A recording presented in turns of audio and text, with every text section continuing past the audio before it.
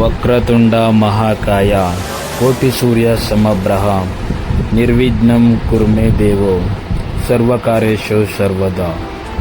ಓಂ ಶಾಂತಿ ಶಾಂತಿ ಶಾಂತಿ. Hi subscribers, hi viewers, welcome to smiling star Yash YouTube channel. ನಾನು ಯಶವಂತ್ ಮಾತಾಡ್ತಿರೋದು. ಗೈಸ್, ಮೊದಲನೇದಾಗಿ ಎಲ್ಲರಿಗೂ ಗೌರಿ ಗಣೇಶ ಹಬ್ಬದ ಆರ್ಥಿಕ ಶುಭಾಶಯಗಳು. ದೇವರು ನಿಮಗೆ ಆರೋಗ್ಯ ಐಶ್ವರ್ಯ ಕೊಟ್ಟು ಹೆಚ್ಚಿನ ರೀತಿಯಲ್ಲಿ ಒಳ್ಳೆಯದಾಗಲಿ ಅಂತ ಹಾರೈಸ್ತಾ, ಇವತ್ತಿನ ದಿನ ನಾನು ಗಣಪತಿ ಹಬ್ಬದೆಂದು ಇವತ್ತು ಒಂದು ಗಣಪತಿ ಸ್ಟೋರಿ ಹೇಳಕ್ಕೆ ಬಂದಿದ್ದೀನಿ. ಗೈಸ್, ಏನಂತಂದರೆ, ಗಣಪತಿ ಹಬ್ಬ ಯಾಕೆ ಮೊದಲನೇ ದಿನನೇ ಆ ಗಣಪತಿನ ಎಲ್ಲ ಪೂಜೆ ಮಾಡ್ತಾರೆ, ಯಾಕೆ ಗಣಪತಿನ ಮೊದಲನೇ ನಾಯಕ ಅಂತ ಕರೀತಾರೆ ಅಂದರೆ, ಒಂದು ದಿನ ಪಾರ್ವತಿ ದೇವಿಯು ನಂದಿಯನ್ನು ನಾನು ಸ್ಥಾನಕ್ಕೆ ಹೋಗಿರುವೆ, ಒಳಗಡೆ ಯಾರನ್ನು ಬಿಡಬೇಡ ಎಂದು ಪಾರ್ವತಿ ಮಾತೆ ಹೇಳ್ಬಿಟ್ಟು ಹೋಗಿರ್ತಾರೆ. ನಂದಿ ಬಾಗಿಲನ್ನ ಕಾಯ್ತಾ ಇರುತ್ತಾನೆ.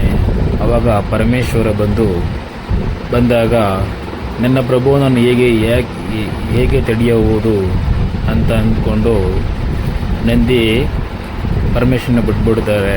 ಪರಮೇಶ್ವರ ಒಳಗಡೆ ಹೋದಾಗ ಪಾರ್ವತಿ ದೇವಿ, ಸ್ವಾಮಿ ಹೇಗೆ ಬಂದಿರೋ, ನಂದಿಯನ್ನು ಕಾವಲಿಗೆ ಇಟ್ಟಿದ್ದೇನಲ್ಲ, ಹೇಗೆ ನಿಮ್ಮನ್ನು ಬಿಟ್ಟ ಅಂತ ಕೇಳ್ತಾರೆ. ಆಗ ಪರಮೇಶ್ವರನು, ಅವನು ನನ್ನ ವಾಹನ, ನನ್ನ ಹೇಗೆ ತಡೆಯುತ್ತಾನೆ ಅಂತ ಹೇಳುತ್ತಾರೆ.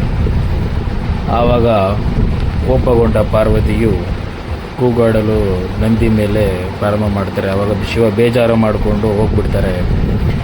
ಆವಾಗ ಸ್ವಲ್ಪ ದಿನದ ನಂತರ, ನನ್ನ ಮಾತು ಕೇಳುವ ಮಗನು ನಾನೇ ಜನ್ಮ ಕೊಡಬೇಕೆಂದು ಸ್ಥಾನಕ್ಕೆ ಮಾಡೋಕ್ಕೆ ಹಚ್ಕೊಂಡಿರುತ್ತಾರೆ ಅರ್ಶನವನ್ನು ಗಣಪತಿಯ ಪುಟ್ಟ ಮಗು ರೂಪದಲ್ಲಿ ಜನ್ಮನ ನೀಡುತ್ತಾರೆ ಪಾರ್ವತಿ ದೇವಿ. ಹಾಗೆ ಒಂದಿನ, ನಾನು ಸ್ನಾನ ಮಾಡೋಕ್ಕೆ ಹೋಗ್ತೀನಿ ಮಗು, ಗಣಪತಿ ಯಾರನ್ನೂ ಒಳಗಡೆ ಬಿಡಬೇಡ ಅಂತ ಹೇಳ್ಬಿಟ್ಟು ಹೋಗ್ತಾರೆ. ಆವಾಗ ತುಂಬ ಕೋಪದಲ್ಲಿ ಬರ್ತಿರುತ್ತಾರೆ ಪರಮಶಿವನು. ನೀವು ಒಳಗಡೆ ಹೋಗ್ಬಿಡಿ, ನಮ್ಮ ಮಾತೆ ಸ್ನಾನ ಮಾಡುತ್ತಿದ್ದಾರೆ ಅಂತ ಗಣಪತಿ ಹೇಳ್ತಾರೆ. ಆವಾಗ ಶಿವನು, ನಾನು ಅವರ ಪತ್ನಿ, ನೀನು ಯಾರು ನನ್ನ ತಡೆಯೋದಕ್ಕೆ ಅಂತ ಕೇಳ್ತಾರೆ. ಗಣಪತಿಯು, ಯಾರಾದರೇನಂತೆ, ಮಾತನಾಡಲು ನಾನು ಬಯಸಲ್ಲ, ಹೊರಗೆ ನಿಲ್ಲಿ ಅಂತ ಹೇಳ್ತಾರೆ. ಆವಾಗ ಮಾತನ್ನು ಬೆಳೆಸ್ತಾರೆ. ಆವಾಗ ನಂದಿಗೆ ಕೂಡ ಗಣಪತಿಯನ್ನು ಇಷ್ಟೋ ಬಿಡಿ ಅಂತ ಕೇಳ್ಕೋತಾರೆ. ಗಣಪತಿ ಯಾರ ಮಾತನ್ನು ಕೇಳಲ್ಲ.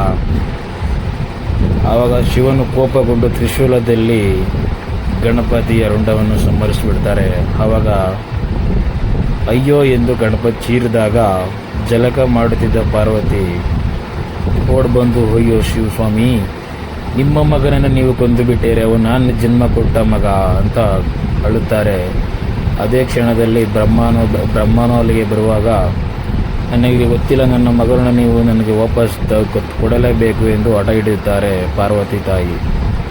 ಆವಾಗ ಶಿವನು ಹೇಳುತ್ತಾನೆ, ಈ ತ್ರಿಶೂಲದಲ್ಲಿ ಒಂದು ಸಲ ರುಂಡವನ್ನು ಸಂಹರಿಸಿದ ನಂತರ, ಬೇರ್ಪಡಿಸಿದ ನಂತರ ವಾಪಸ್ ಅದು ನೀಡಲು ಆಗೋದಿಲ್ಲ ಅಂತ ಹೇಳುತ್ತಾರೆ.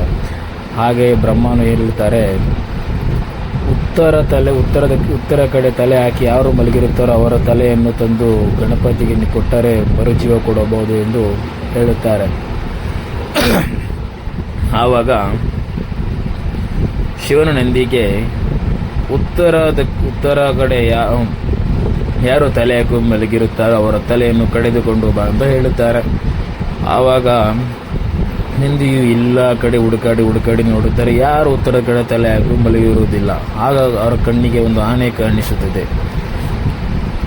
ಆ ಆನೆ ಉತ್ತರ ಕಡೆ ತಲೆ ಹಾಕಿ ಮಲಗಿರುತ್ತದೆ.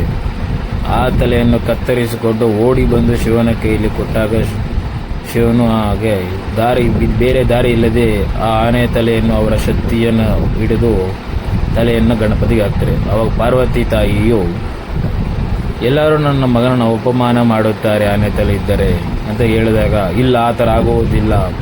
ಯಾವುದೇ ಕೆಲಸ ಮಾಡಬೇಕಾದರೆ ಮೊದಲನ ಪೂಜೆಯೇ ಗಣೇಶನಿಗಾಗಿ ಎಲ್ಲ ವಿಘ್ನಗಳನ್ನು ದೂರ ಮಾಡುತ್ತಾನೆ ಗಣೇಶ. ಮೊದಲ ಪೂಜೆ ಮಾಡಿದವರಿಗೆ ಭಕ್ತಿಯಿಂದ ಹಾರೈಸಿದವರಿಗೆ ಎಲ್ಲ ಕಷ್ಟ ಕಾರ್ಪಣ್ಯಗಳನ್ನು ದೂರ ಮಾಡುವನು ಅಂತ ಆಶೀರ್ವಾದ ಮಾಡ್ತಾರೆ. ಫ್ರೆಂಡ್ಸ್, ಇಲ್ಲಿಗೆ ಈ ಕತೆ ನಿಮ್ಗೆ ಇಷ್ಟ ಆಯಿತು ಅನ್ಕೋತೀನಿ. ಗಣಪತಿ ಹಬ್ಬದ ದಿನ ಒಂದು ಸ್ಟೋರಿ ಹಾಕೋಣ ಅಂದ್ಕೊಂಡು ಈ ಥರ ಹಾಕಿದ್ದೀನಿ. ಜಾಸ್ತಿ ಏನು ಬೇಡ, ಒಂದು likes.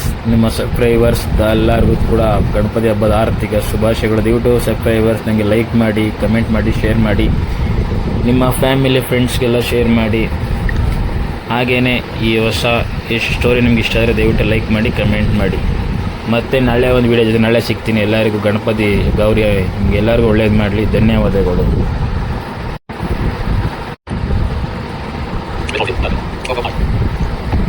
Cancel button. Save button.